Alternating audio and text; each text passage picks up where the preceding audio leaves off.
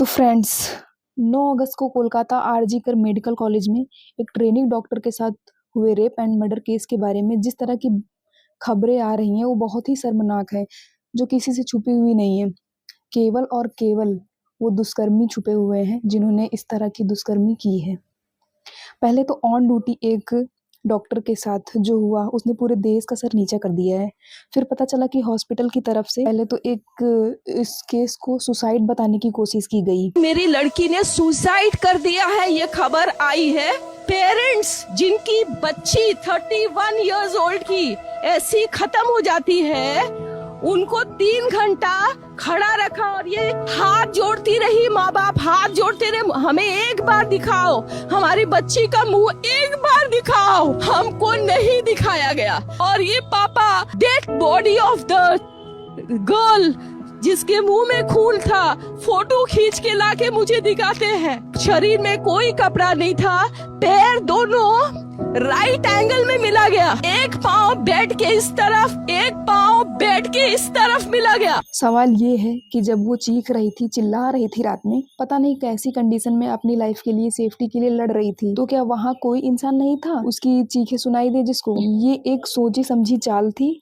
और जब सुबह सच सामने आया और कितनी आसानी से ये सुसाइड बता दिया गया पेरेंट्स को। यार एक बार, बस एक बार आप इमेजिन करके देखना कि आपका ही बच्चा और आपके ही बच्चे के बारे में कोई आपसे ढंग से बता नहीं रहा है, क्या बीत रही होगी उन पे। और आखिर क्या वजह थी कि जब पेरेंट्स वहां पहुंचे तो उन्हें 3 घंटे तक उनको उनकी ही बेटी से मिलने नहीं दिया गया, सेमिनार हॉल के बाहर खड़ा रखा।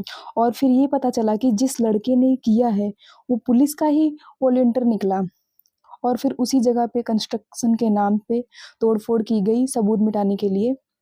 और 14 अगस्त को जो हुआ रात में, उसने तो लिमिट ही क्रॉस कर दी। मतलब वहाँ पे कुछ गुंडे भेज के तोड़फोड़ कराई गई, डॉक्टर्स को मारा गया, जिस जगह पे सब हुआ वो सब तोड़ा गया, क्योंकि वो लोग वहाँ खड़े जस्टिस मांग रहे हैं तो वो तो ऐसा करेंगे नहीं डॉक्टर्स लोग, तो इसीलिए गुंडे भेजकर सबूत मिटाने की कोशिश की गई कि ताकि दुष्कर्मियों का पता ना चल सके। तो फ्रेंड्स, इससे यही पता चलता है कि ये सब जानबूझ के कराया गया है ताकि दुष्कर्मियों का पता ना चल सके। पहले तो एक ट्रेनी डॉक्टर के साथ रेप और मर्डर हो जाना, इससे ज्यादा समाज के लिए बुरी बात और क्या हो सकती है।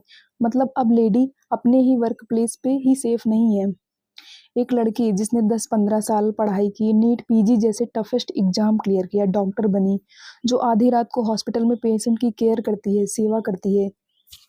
हॉस्पिटल में नाइट ड्यूटी करने वाले डॉक्टरों के लिए रूम नहीं था, उसे सेमिनार हॉल में कुर्सियों पर आराम करना पड़ा। वो बेचारी दिन भर की थकान दूर करने के लिए लेट रही थी। उसी टाइम एक वॉलेंटियर पुलिस का, जिसकी ये ड्यूटी थी कि हॉस्पिटल में कुछ गलत होने ना दे, वो वहाँ के जो लोग हैं उनको सेफ्टी दे, वहाँ पे जो लोग आए उनको सेफ्टी दे, वही वॉलेंटियर उस सेमिनार में घुसा और लेडी डॉक्टर को मारा, उसके साथ दुष्कर्म किए, गलत काम किया और उसका मर्डर कर देता है, फिर वहाँ से चला जाता है।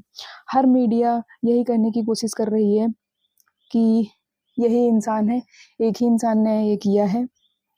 मतलब जैसे तैसे केस को क्लोज करने की कोशिश की जा रही है। पोस्टमार्टम की रिपोर्ट से ये साफ पता चलता है कि ये एक इंसान का काम नहीं है, ये गैंग रेप है।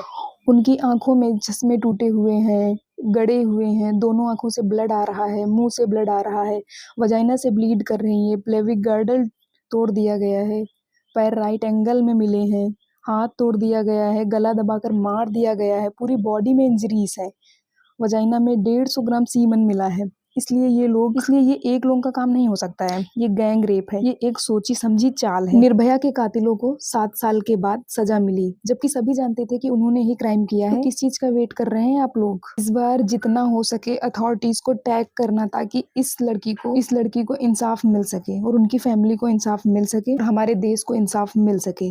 Justice for a female doctor, justice for women, we want to justice. Please friends, आप इस वीडियो को इतना ज्यादा शेयर करिए, इस चीज को इतना ज्यादा शेयर करिए कि उन दुष्कर्मियों को सजा मिल सके, इतनी खतरनाक सजा मिल सके कि वो दोबारा किसी की रूह कांप जाए ऐसा कुछ करने के बारे में सोचने से भी।